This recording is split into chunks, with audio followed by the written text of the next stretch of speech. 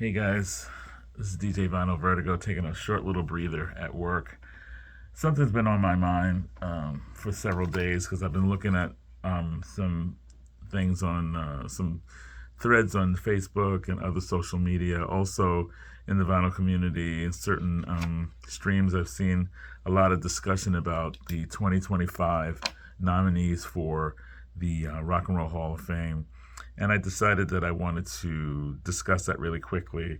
Um, I'm going to name the performers: Bad Company, um, Chubby Checker, Joe Cocker, Cyndi Lauper, Outkast, Soundgarden, White Stripes. And for the musical influence is Salt and Pepper and Warren Zevon. Also, I think people need to have a perspective because they're lumping everything into one little category. Musical excellence is Tom Bell, is a producer and songwriter of Sound of Philadelphia, that kind of stuff. Nicky Hopkins, session piano player for so many artists, including the Stones, Kinks, you name it. Carol Kay, bass player, session musician, has worked with everyone from the Beach Boys to, I mean, just everyone. I mean, she's on so many records, it's unbelievable. In a certain period of time, the Wrecking Crew, she's part of the Wrecking Crew. She was, I think, the only woman in the Wrecking Crew, and amazing bass player. And then the Ahmet Erdogan Award, and that's a producer's award, and that's Lenny Waronker. He's Waronker. He's I think Randy Newman's uncle. Worked with everyone, produced so many artists. I can't even begin to, Gordon Lightfoot, Randy Newman, Ricky Lee Jones. The list is endless. Kimbra from New Zealand. I mean, he's just worked with everyone. I never really speak out about this because I just kind of try to ignore it, but I'm getting really tired of a certain demographic, and that's all I'm going to say, a certain demographic without naming that demographic, you know who you are, that have a tendency to just say, well, that's not rock and roll, and that's not this, and she doesn't belong there, and that one doesn't belong there, and why does, and my thought is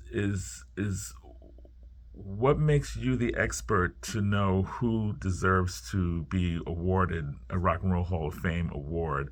And what makes you the expert to know what qualifies to be in the Rock and Roll Hall of Fame?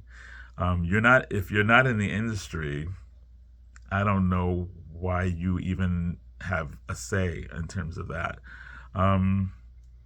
Because being a fan does not make you an expert on who should or should not be in the Rock and Roll Hall of Fame. And rock and roll today encompasses a lot more than what people typically think of rock and roll. And the influences, the hybridization of music today has changed the idea of what rock and roll is. Okay?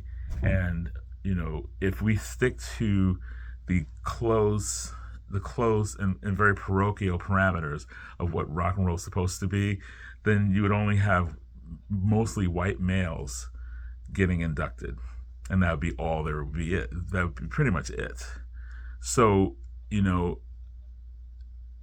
I really take issue with people always having it, like last year when they were making fun of the fact that Cher was in the Rock and Roll Hall of Fame. Well, she was very influential, and she was a very powerful person in the industry, regardless of whether you like her or not. That's not the issue. There was also people talking about the fact that Missy Elliott was honored. Again, another extremely influential person in the music industry when it comes to hip hop, and also crossing over into certain alternative rock and things like that. So, people who don't understand that, they just kind of put like a scarlet letter on a person saying, well, that's a hip hop person, that's it, and she's a pop star, she's a celebrity, or whatever, or she's a woman. That's the undercurrent thing too that I have to take issue with. Now, there's people who are in the Rock and Roll Hall of Fame that I don't really care for, but you know what? I respect the fact that people do think that they are worthy of being there, and I don't complain about it. And I think people should start to take note of that. That it may not be your taste, it may not be your experience of music, but you don't happen to have no one on this earth really should say that they have the edge on what is uh, qualified to be in the Rock and Roll Hall of Fame. And let's just be honest, it's an award show. It's a branding opportunity for the music industry. You really think they care about what you think about who's in or who's not in that getting those kinds of awards?